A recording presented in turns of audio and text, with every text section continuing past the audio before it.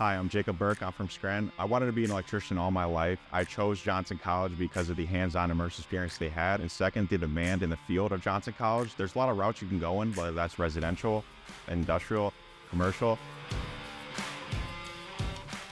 It was not hard to find a job at all after Johnson College because of the job opportunities they had at the career fairs. There was 4 in the time that I was there, and I was amazed at how many job opportunities they had.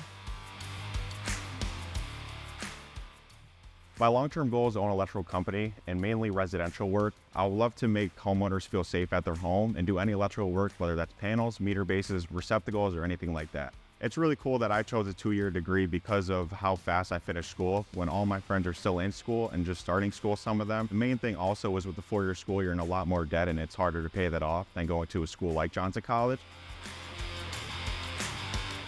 There's a lot of different routes, and if you stay in the electrical field for so long, you can make a lot of money and you can get a lot of experience. All my classmates even were very friendly, and I got close with all my instructors, Mr. McKenna especially. Even here at Simplex Home, it's a residential class. You get a lot of experience in the residential atmosphere. Everyone was here to learn, and the instructors wanted to teach you as best as they possibly could.